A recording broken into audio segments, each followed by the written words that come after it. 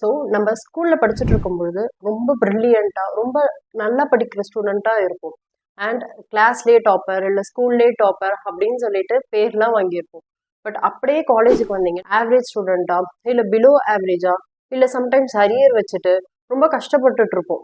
Right, நமக்கு என்ன ஆச்சுன்னே தெரியாது. ஏன்னா நம்ம அப்போ படிக்கிற மாதிரி தான் இப்பயும் படிக்கிற மாதிரி இருக்கும். பட் டோட்டலி அப்சைட் டவுனாக இருக்கும். Hi, this is Pavithra, your best friend. College semester mark அவ்வளோ இம்பார்ட்டனா அப்படின்னு நீங்கள் கேட்டீங்க அப்படின்னா, எஸ், அஃப்கோர்ஸ் இட்ஸ் இம்பார்ட்டன்ட். இப்போ நம்ம இப்போ இருக்கிற மார்க்கெட்ல நீங்கள் நினைக்கலாம் ஸ்கில்ஸ் தான் ரொம்ப இம்பார்ட்டன்ட் ரேதர் மார்க் அப்படின்னு கேட்டிங்கன்னா, that is no. Mark is ரொம்ப இம்பார்ட்டன்ட். பிகாஸ் நீங்கள் ஒரு இன்டர்ன்ஷிப் ஒரு குட் ஆர்கனைசேஷனில் இன்டர்ன்ஷிப் வாங்கணும் அப்படின்னாலும் இல்லைன்னா ஒரு பிளேஸ்மெண்ட்ல நீங்கள் அப்பியர் ஆகணும் அப்படின்னாலும் காலேஜ் மார்க் தான் அதை டிசைட் பண்ணும்.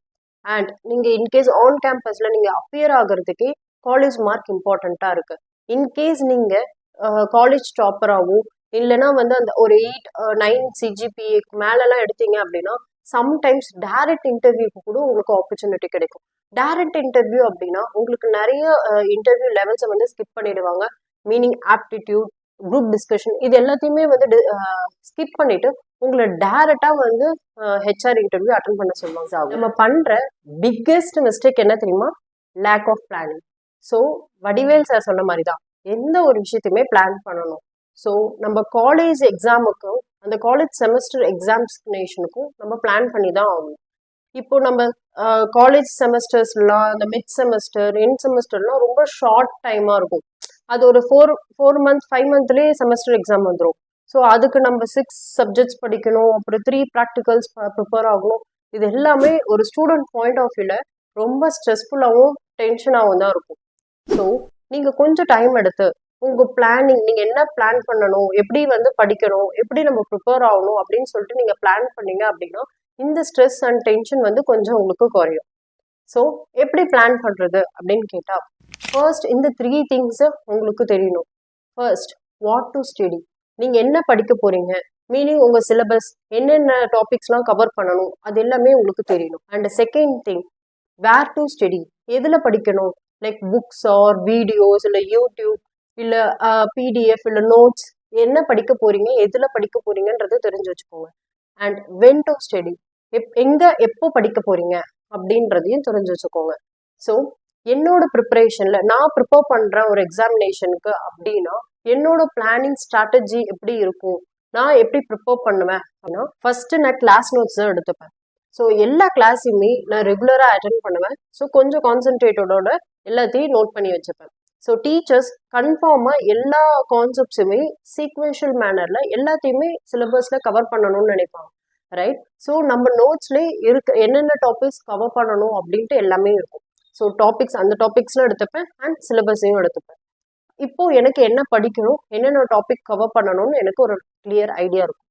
ஸோ வேர் டு ஸ்டடி அப்படின்னா டீச்சர்ஸ் நம்ம ஒரு ஃபர்ஸ்ட் ஒரு வீக் ஆஃப்லேயே நமக்கு வந்து என்னென்ன புக்ஸ் ரெஃபர் பண்ணணும், ஃபாரின் ஆத்தர்ஸ் யாரு, லைக் லோக்கல் ஆத்தர்ஸ் யாரு அப்படின்னு சொல்லிட்டு எல்லாமே சொல்லுவாங்க.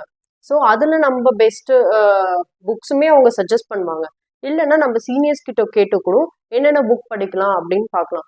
இன்கேஸ் அதெல்லாம் நமக்கு கஷ்டமாக இருந்துச்சுன்னா யூடியூப் இல்லையா பிடிஎஃப் வேற ஒருத்தவங்க கிட்ட இருந்து நோட்ஸ் இந்த மாதிரி சொல்லிட்டு எல்லாத்தையும் கலெக்டிவ் பண்ணி வச்சுக்கலாம். ஸோ அது எல்லாமே கூட நம்ம நோட் பண்ணி வச்சுக்கணும், எந்த டாப்பிக்கு எதில் படிக்கிறோம் அப்படின்னு சொல்லிட்டு. And when to study, so எப்படி படிக்கணும், லைக் எப்போ படிக்கணும் அப்படின்றது நமக்கு ரொம்ப இம்பார்ட்டன்ட். ஸோ ஒரு சப்ஜெக்ட்னு எடுத்துக்கிட்டிங்கன்னா அது நிறைய டாபிக்ஸ் இருக்கும். ஸோ இப்போ ப்ராப்ளமேட்டிக் சப்ஜெக்டாக இருக்கலாம், இல்லை தியோரிட்டிக்கல் சப்ஜெக்டாக இருக்கலாம். ஸோ எப்படி படிக்கணுன்றது இம்பார்ட்டன்ட், ரைட்?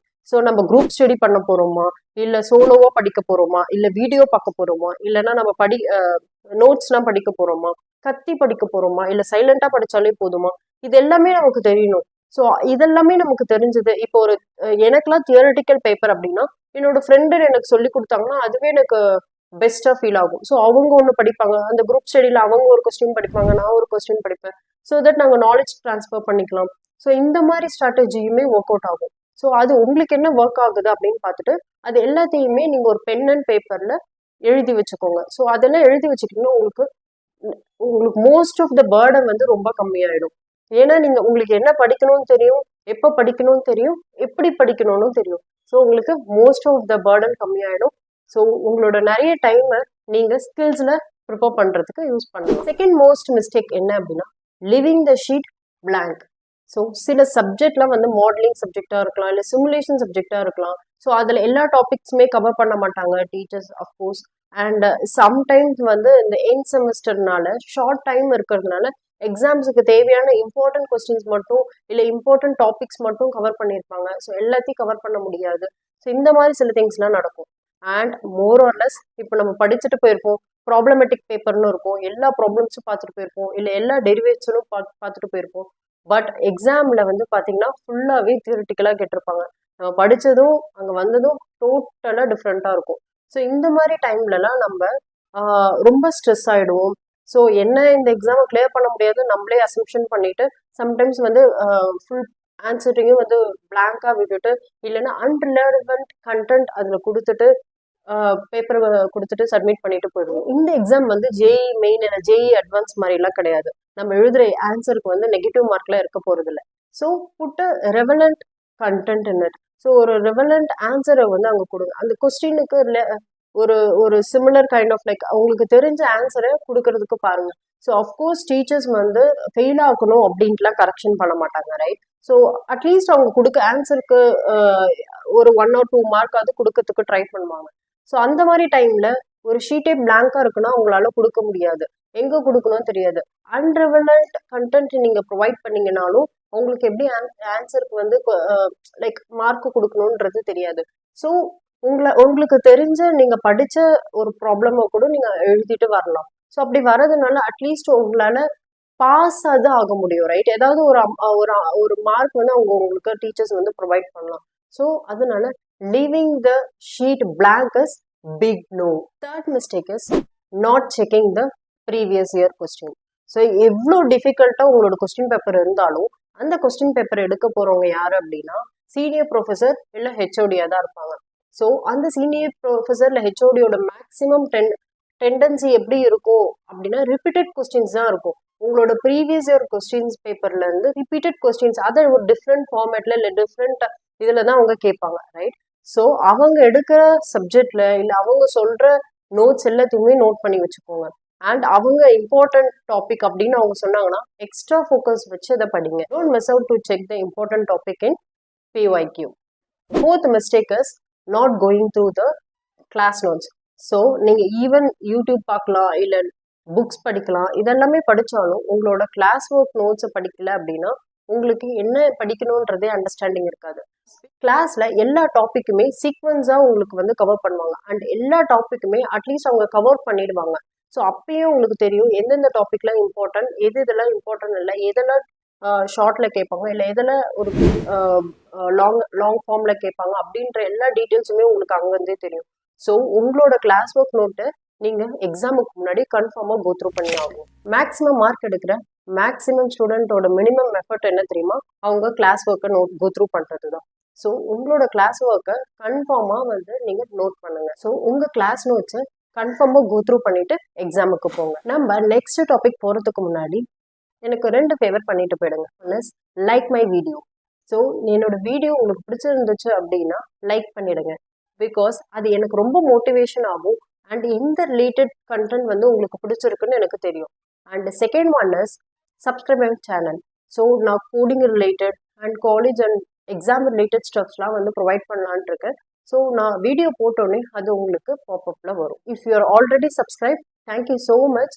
நீங்கள் நியூவாக சப்ஸ்கிரைப் பண்ணியிருக்கீங்க அப்படின்னா please comment it, I am a newly subscribe. So என்னோட நியூ சப்ஸ்கிரைபுக்கு ஒரு நான் ஸ்பெஷல் புக் சென்ட் பண்ணுவேன். Last topic is lack of sleep. So நமக்கு ஸ்லீப் ரொம்ப இம்பார்ட்டன்ட். நம்ம ஒரு ஹோல் செமஸ்டர் படிக்காமல் அந்த லாஸ்ட் எக்ஸாம் டைமில் மட்டும் நைட்டு ஃபுல்லாக உட்காந்து படிப்பாங்க. ஸோ மைட் பி நீங்கள் நைட் ரீடர்ஸாக கூட இருக்கலாம். பட் நைட் ரீடர்ஸாக இருந்தாலும் உங்களுக்கு ஒரு குட் நேப் வந்து ரொம்ப இம்பார்ட்டன்ட். ஸோ ஒரு குட் நேப் வந்து உங்களால் ஒரு எக்ஸாம் ஃபேஸ் பண்ணுறதுக்கு அது உங்களுக்கு ஒரு எனர்ஜியை ப்ரொவைட் பண்ணும். ஸோ உங்களுக்கு எக்ஸாம் டைம்ஸில் ஒரு ஸ்லீப்பியாவோ ஒரு மாதிரி டயர்டாகவும் ஃபீல் ஆகாது. ஸோ நீங்கள் என்னெல்லாம் படிச்சுட்டு போனீங்களோ அது எல்லாமே உங்களால் ஈஸியாக டெலிவர் பண்ணுறதுக்கும் அதை வந்து உங்களால் எக்ஸாம் எழுதுறதுக்கும் ரொம்ப யூஸ்ஃபுல்லாக இருக்கும். ஸோ நீங்கள் இது எல்லாமே ஃபாலோ பண்ணீங்க அப்படின்னா ஆட் செமஸ்டராக இருக்கலாம், இல்லை ஈவன் செமஸ்டராக இருக்கலாம், உங்களுக்கு ஸ்ட்ரெஸ்ஸே இருக்காது. ஸோ நீங்கள் கொஞ்சம் காலேஜ் டேஸில் ஒரு ஹார்ட் ஒர்க் போட்டிங்க அப்படின்னா உங்களோட டிகிரியை நீங்கள் நினச்ச மார்க் வாங்கிட்டு போயிடலாம். அண்ட் ஸ்கில்ஸ் வந்து ஈக்குவலி இம்பார்ட்டன்ட். ஸோ உங்கள் ஸ்கில்ஸை இம்ப்ரூவ் பண்ணுறதுக்கு நிறைய டைம் அண்ட் எஃபர்ட்டில் நீங்கள் அதில் போடுங்க. அண்ட் எக்ஸாம் டைமில் நீங்கள் என்ன ஸ்ட்ராட்டஜி யூஸ் பண்ணுறீங்கன்றது ரொம்ப இம்பார்ட்டன்ட், ரொம்பவே இம்பார்ட்டன்ட். அதுக்கப்புறம் உங்களுக்கு இந்த காலேஜ் ரிலேட்டட் ஸ்டஃப், இல்லை எக்ஸாம் ரிலேட்டட், இல்லை கோடிங் ரிலேட்டடில் எந்த டவுட்டாக இருந்தாலும் just put it in my comment. So நான் அதை கன்ஃபார்மாக அட்ரஸ் பண்ணுவேன். All the best for you. Do subscribe and keep learning and keep exploring. Bye.